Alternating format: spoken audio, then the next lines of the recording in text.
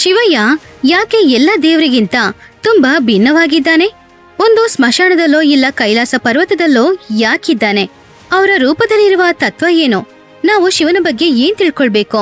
ಅವರು ಹಾಕೊಂಡಿರುವ ಆಭರಣಗಳಿಗೆ ಅರ್ಥ ಏನೋ? ಅವರ ದೇಹದಲ್ಲಿರುವ ತಲೆಬುರುಡೆಗಳು ಯಾರ್ದೋ? ಅವರು ಮೈಯಿಡಿ ಯಾಕೆ ಭಸ್ಮವನ್ನ ಹಚ್ಕೊಳ್ತಿದ್ದಾರೆ?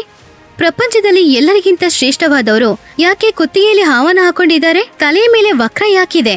ಈ ವಿಡಿಯೋದಲ್ಲಿ ಶಿವಯ್ಯನ ಆಭರಣಗಳ ಬಗ್ಗೆ ತಿಳ್ಕೊಳ್ಳೋಣ. ವಿಡಿಯೋನ ಕೊನೆ ತನಕ ನೋಡಿ.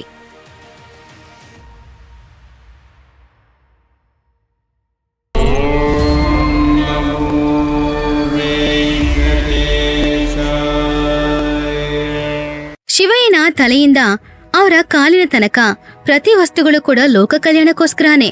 ಮೊದಲನೇದು, ಈಶ್ವರನ ತಲೆಯಲ್ಲಿ ಅರ್ಧ ಚಂದ್ರ ಆಕಾರ ಇದೆ. ಅದ್ಯಾಕಂದ್ರೆ ಪೂರ್ವ ಸೃಷ್ಟಿ ಪ್ರಾರಂಭದಲ್ಲಿ ಚಂದ್ರ ಅನುಸೂಯ ದೇವಿಗೆ ಪುತ್ರನಾಗಿ ಜನ್ಮಿಸಿ ಲೋಕಕ್ಕೆ ರಾತ್ರಿ ಸಮಯದಲ್ಲಿ ಬೆಳಕನ್ನ ಹಂಚ್ತಾ ಇದ್ದಾನೆ. ಆವಾಗ ಬ್ರಹ್ಮಕುಮಾರನಾದ ದಕ್ಷ ಪ್ರಜಾಪತಿಗೆ ಚಂದ್ರ ಇಷ್ಟವಾಗಿ ಅವನನ್ನ ಅಳಿಯನಾಗಿ ಮಾಡಬೇಕು ಅಂತ ಅಂದ್ಕೊಂಡ್ರು. ಆವಾಗ ಅವರ 27 ಹೆಣ್ಣು ಮಕ್ಕಳನ್ನ ಚಂದ್ರನಿಗೆ ಕೊಟ್ಟು ಮದ್ವೆ ಮಾಡಿದ್ರು. ಅವರಲ್ಲಿ ಮೊದಲನೇ ಹೆಂಡತಿ ರೋಹಿಣಿ ದೇವಿಯನ್ನ ಮಾತ್ರ ಚಂದ್ರ ಪ್ರೀತಿಯಿಂದ ನೋಡ್ಕೊಳ್ತಿದ್ದಾಗ ಉಳಿದವರಿಗೆ ಕೋಪ ಬಂದು ಅವರ ತಂದೆಯ ಹತ್ತಿರ ಹೇಳಿದಾಗ ನಿನಗೆ ಶಕ್ತಿ ಕಡಿಮೆಯಾಗುತ್ತೆ ಅಂತ ದಕ್ಷ ಪ್ರಜಾಪತಿ ಚಂದ್ರನಿಗೆ ಶಾಪ ಕೊಟ್ಟ. ಅದನ್ನು ಕೇಳಿ ಚಂದ್ರ ಹೆದರಿ ಶಿವಯ್ಯನಿಗೋಸ್ಕರ ಸಮುದ್ರ ತೀರದಲ್ಲಿ ತಪಸ್ಸು ಮಾಡ್ತಾ ಇದ್ದ. ಆವಾಗ ಶಿವಯ್ಯ ಪ್ರತ್ಯಕ್ಷವಾಗಿ ವರ ಕೊಟ್ಟ. ನಿನ್ನ ಶಕ್ತಿ 15 ದಿನ ಕಡಿಮೆಯಾಗುತ್ತೆ, 15 ದಿನ ಅಧಿಕವಾಗುತ್ತೆ ಅಂತ ವರ ಕೊಟ್ರು. ಆದ್ರಿಂದ ಚಂದ್ರನನ್ನ ಅವರ ತಲೆಯಲ್ಲಿ ಇಟ್ಕೊಂಡು ಚಂದ್ರಶೇಖರನಾಗಿ ಬದಲಾದ್ರು.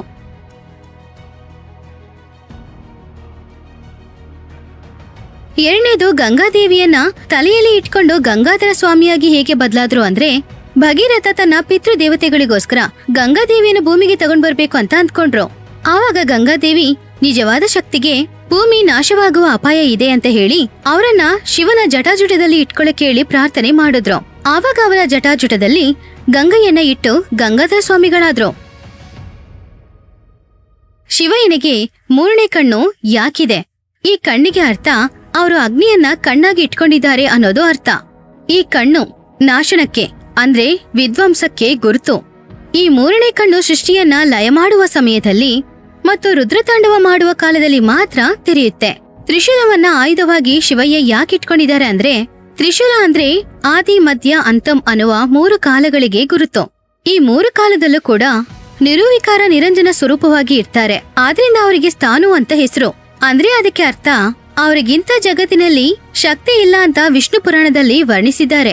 ಶಿವಪುರಾಣದ ಪ್ರಕಾರ ಈ ಶೂಲ ದೇವಶಿಲ್ಪಿ ವಿಶ್ವಕರ್ಮನ ಕೈಯಲ್ಲಿ ಅವರ ಅಳಿಯನಾದ ಸೂರ್ಯನ ಜೊತೆ ಅವರ ತೇಜಸ್ಸನ್ನ ಸ್ವಲ್ಪ ಕಡಿಮೆ ಮಾಡೋದಕ್ಕೋಸ್ಕರ ವಿಶ್ವಕರ್ಮ ತನ್ನ ಮಗಳು ಸಂಜನಾಗೋಸ್ಕರ ಈ ಆಯುಧವನ್ನ ಶಿವಯ್ಯನಿಗೆ ಕೊಟ್ರು.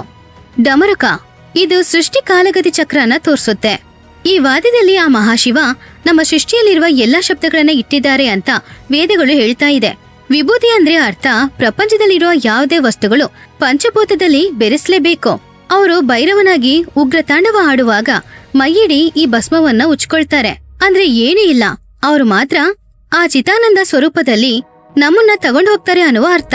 ನಾಗಾಭರಣ ಸ್ವಾಮಿಯ ಕುತ್ತಿಗೆಯಲ್ಲಿ ವಾಸುಕಿಯನ್ನ, ಕಾಲಿಗೆ ಗೆಜ್ಜೆಯಾಗಿ ಆದಿಶೇಷನನ್ನ ಹಾಕೊಂಡಿರ್ತಾರೆ. ಇದರ ಹಿಂದೆ ಇರುವ ಅರ್ಥ ಹಾವಕಾಲ ಸ್ವರೂಪ. ಅಂದ್ರೆ ಅದಕ್ಕೆ ಅರ್ಥ ಕಾಲವನ್ನ ಅವರೊಳಗಡೆ ಲಯ ಮಾಡ್ಕೊಳ್ತಿದ್ದಾರೆ. ಇನ್ನು ನಮ್ಮಲ್ಲಿರುವ ಕುಂಡಲಿನಿ ಶಕ್ತಿಯ ಮೇಲೆ ಇರುವ ಮಹಾರೂಪ ಸದಾಶಿವ ಅನ್ನುವ ಅರ್ಥ. ಕುತ್ತಿಗೆಯಲ್ಲಿರುವ ಆ ನೀಲಿ ಬಣ್ಣ ಎಲ್ಲಿಂದ ಬಂತು? ದೇವತೆಗಳು ರಾಕ್ಷಸರು ಅಮರತ್ವ ಹೊಂದೋದಕ್ಕೋಸ್ಕರ ಕ್ಷೀರಸಾಗರ ಮದನ ಮಾಡ್ಬೇಕು ಅಂತ ನಿರ್ಧಾರ ಮಾಡಿದ್ರು. ಈ ಮಂಗಳ ಕಾರ್ಯಕ್ಕೆ ಅವರು ಮಂದಾರ ಪರ್ವತವನ್ನು ಕಡೆಗೋಲಾಗಿ ವಾಸುಕಿ ಅನ್ನುವ ಮಹಾಸರ್ಪರಾಜುವನ್ನ ಹಗ್ಗವಾಗಿ ಉಪಯೋಗಿಸಿದ್ರು. ದೇವತೆಗಳು ವಾಸುಕಿ ಹಾವಿನ ಬಾಲವನ್ನ ರಾಕ್ಷಸರು ತಲೆಯನ್ನು ಹಿಡ್ಕೊಂಡು ಮತನ ಮಾಡಕ್ಕೆ ಶುರು ಮಾಡಿದ್ರು.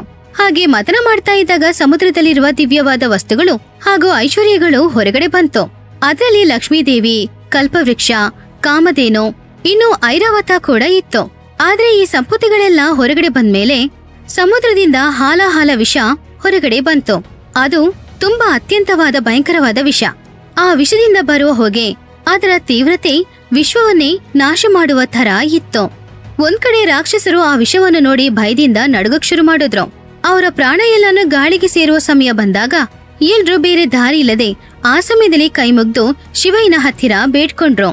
ಸೃಷ್ಟಿಯನ್ನು ಕಾಪಾಡುವ ಶಿವಯ್ಯ ಈ ಘಟನೆಯನ್ನ ನೋಡಿ ಅವರೆಲ್ಲರನ್ನು ಕಾಪಾಡ್ಬೇಕು ಅಂತ ಅಂದ್ಕೊಂಡ್ರು. ತಕ್ಷಣ ಆ ವಿಷವನ್ನ ಅವರ 2 ಕೈಯಿಂದ ತೆಗೆದು ಕುಡಿದ್ಬಿಟ್ರು. ಶಿವಯ್ಯ ಆ ವಿಷವನ್ನು ಕುಡಿಯುವ ಸಮಯದಲ್ಲಿ ಪಕ್ಕದಲ್ಲಿದ್ದ ಪಾರ್ವತಿ ದೇವಿ ಆ ವಿಷ ತನ್ನ ಗಂಡನ ದೇಹದೊಳಗಡೆ ನುಗ್ಲೇಬಾರದು ಅಂತ ಗಂಟ್ಲನ್ನ ಗಟ್ಟಿಯಾಗಿ ಇಟ್ಕೊಂಡ್ರು. ಆದ್ರಿಂದ ಆ ವಿಷ ಗಂಟ್ಲಲ್ಲೇ ನಿಂತೋಯ್ತು. ಆದ್ರೆ ಅದರ ಪ್ರಭಾವ ಶಿವಯ್ಯನ ಕುತ್ತಿಗೆ ನೀಲಿ ಬಣ್ಣಕ್ಕೆ ಬದಲಾಯಿತು. ಆ ಘಟನೆ ನಂತರ ಶಿವಯ್ಯನಿಗೆ ನೀಲಕಂಠ ಅನ್ನುವ ಹೆಸರು ಬಂತು. ಶಿವಯ್ಯ ಆ ವಿಷವನ್ನು ಕುಡಿದು ಈ ವಿಶ್ವವನ್ನ ಕಾಪಾಡಿದ್ರು. ಈ ಕಥೆಯಲ್ಲಿ ಶಿವಯ್ಯ ಯಾವುದೇ ಸ್ವಾರ್ಥನೂ ಇಲ್ಲದೆ ಈ ಲೋಕ ಕಲ್ಯಾಣಕ್ಕೋಸ್ಕರ ಅವರು ಮಾಡಿರುವ ತ್ಯಾಗ ಈ ಘಟನೆ ಮೂಲಕ ಸ್ಪಷ್ಟವಾಗಿ ಗೊತ್ತಾಗುತ್ತೆ. ಶಿವಯ್ಯ ಅಂದ್ರೆ ಪ್ರಳಯಕ್ಕೆ ಕಾರಣ, ನಾಶ ಮಾಡುವವನು ಮಾತ್ರವಲ್ಲ, ಸೃಷ್ಟಿಯನ್ನು ಕಾಪಾಡುವವನು ಅನ್ನೋದು ಆವಾಗ ನಿರೂಪಣೆಯಾಯಿತು. ಕೊನೆಗೆ ಧನ್ವಂತ್ರಿ ಅಮೃತ ಕಲಶದೊಂದಿಗೆ ಹೊರಗಡೆ ಬಂದ. ಆದ್ರೆ ಆ ಅಮೃತಕ್ಕೆ ಪ್ರಾಣಭಿಕ್ಷೆ ಕೊಟ್ಟಿದ್ದು ಮಾತ್ರ ಶಿವಯ್ಯನೇ. ಅಂದ್ರೆ ಅವನೊಳಗಡೆ ಇರುವ ಲೋಕವನ್ನ ಕಾಪಾಡಕ್ಕೆ ಅವನೇ ಬರ್ತಾನೆ ಅನ್ನೋದು ಇದರ ಅರ್ಥ. ಹಾಗೆ ಕ್ಷೀರಸಾಗರ ಮದನದಲ್ಲಿ ವಿಷವನ್ನು ಕುಡಿದಿದ್ರಿಂದ ಬಂದಿರುವ ಬಣ್ಣ ಆ ನೀಲಿ ಬಣ್ಣ. ಅದಕ್ಕೆ ಅವರನ್ನ ನೀಲಕಂಠ ಅಂತ ಕರೆಯೋದು. ಲೋಕಕ್ಕೆ ಯಾವುದೇ ಸಮಸ್ಯೆಯನ್ನು ಬರದೆ ಶಿವಯ್ಯ ಕಾಪಾಡಿದ್ರು.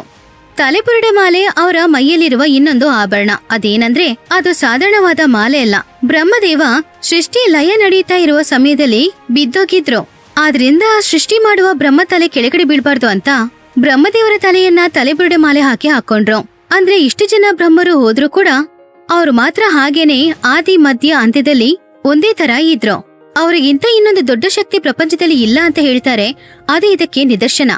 ಇವಾಗ ನಾವು ಕಪರ್ತಿಕ ಈಶ್ವರ ಜಡೆನ ಕಟ್ಕೊಂಡು ಆನೆ ಚರ್ಮವನ್ನ ಯಾಕೆ ಕಟ್ಕೊಂಡಿದ್ದಾರೆ ಅನ್ನೋದನ್ನ ತಿಳ್ಕೊಳ್ಳೋಣ. ಈ ಚರ್ಮ ಯಾರ್ದು ಅಂದ್ರೆ ಗಜಾಸುರ ಅನ್ನುವ ಒಬ್ಬ ರಾಕ್ಷಸನದು. ಅವನು ಘೋರ ತಪಸ್ಸು ಮಾಡಿ ಯಾವಾಗ್ಲೂ ಸದಾಶಿವನ ಜೊತೆನೆ ಇರ್ಬೇಕು ಅಂತ ಅವನ ಚರ್ಮವನ್ನ ಸದಾಶಿವನಿಗೆ ಕೊಟ್ಟ. ಹಾಗೆ ಗಜ ಚರ್ಮವನ್ನ ಆಭರಣವಾಗಿ ಹಾಕೊಂಡು ತಲೆಯಲ್ಲಿ ಸುತ್ಕೊಂಡು ಶಿವಯ್ಯ ಭಕ್ತರ ಕಷ್ಟಗಳನ್ನ ತೀರಿಸ್ತಾ ಇರ್ತಾರೆ. ಈ ರಾಕ್ಷಸನ ತಲೆಯನ್ನೇ ಗಣೇಶನಿಗೆ ಇಟ್ಟಿರೋದು ಅಂತ ಶಿವಪುರಾಣ ಹೇಳ್ತಾ ಇದೆ. ಕೊನೆಯದು ರುದ್ರಾಕ್ಷ ಅಂದ್ರೆ ಶಿವನ ಕಣ್ಣೀರು ಅಂತ ಅರ್ಥ.